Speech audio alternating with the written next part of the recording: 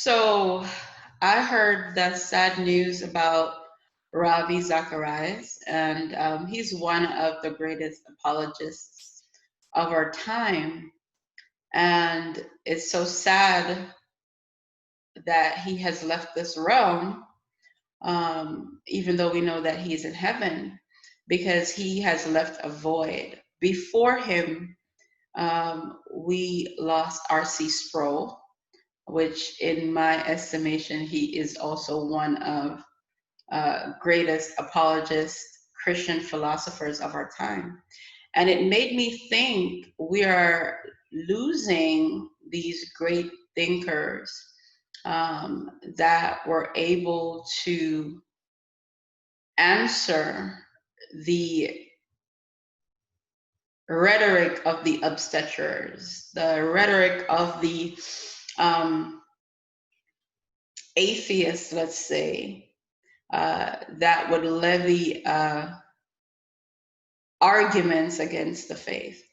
And so my question is, who is God going to raise up in this time to fill these roles that are empty?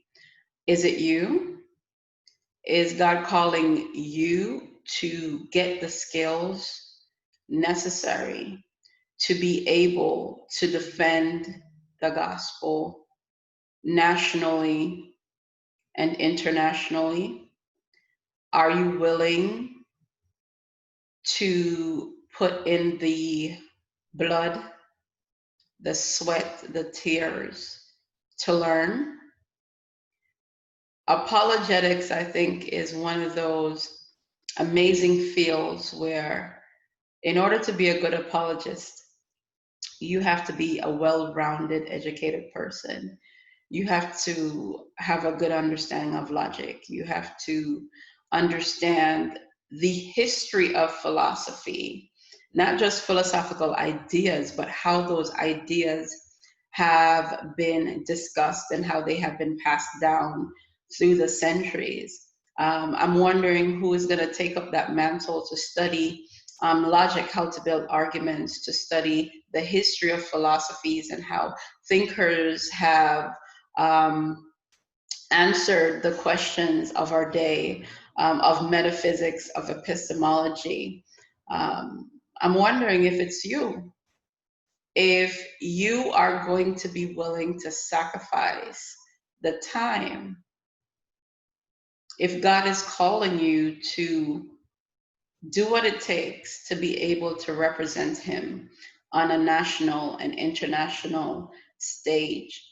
At this point in my life, I am focused on impact, not just on personal impact, impacting those that are close to me, but impacting the world for Jesus Christ and influencing Christians to not forsake the life of the mind. God did not call us to a mindless Christianity.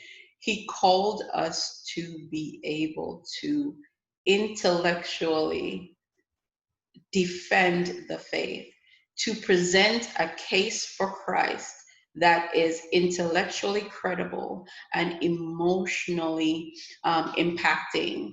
And so I'm wondering and I'm praying, and I want you to join me in my prayer as we pray for this next generation of Christian thinkers, not just emotional manipulators, not just those that stir emotions, but we are praying for a generation of persons that will recognize that the gospel requires your mind and not a neck down emotional reaction to music, reaction to empty rhetoric.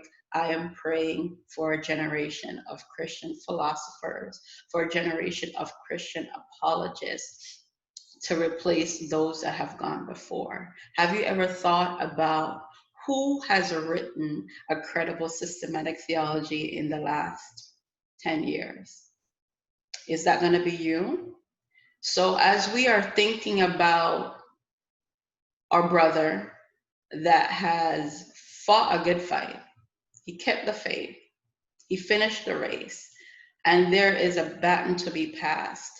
And I'm praying that it's you, that you will take up the mantle. And I want to promise you something, because we can't be hypocrites.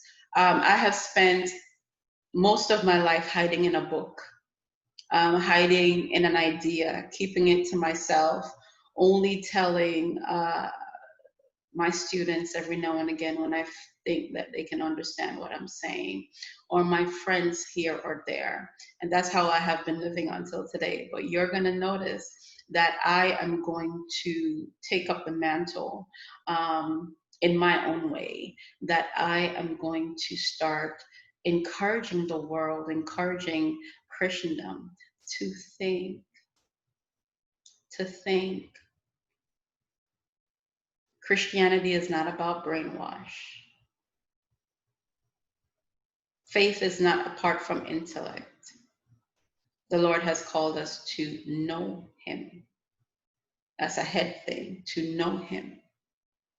And so, my commitment to you is that I'm not just going to tell you to take up the mantle and then I hide where I'm comfortable, but in my own way, I'm going to take up the mantle.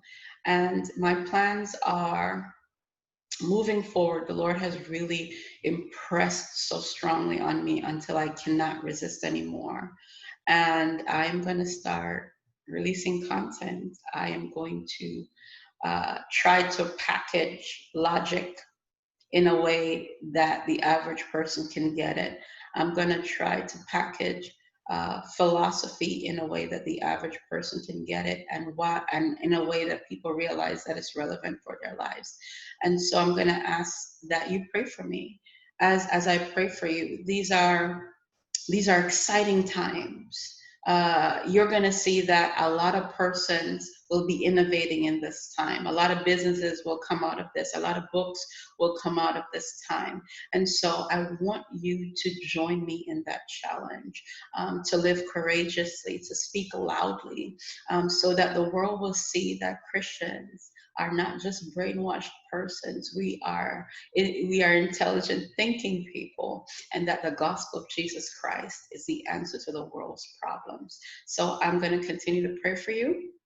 Please pray for me, and let's join together and pray for the family of our brother, Dr. Zacharias. God bless you.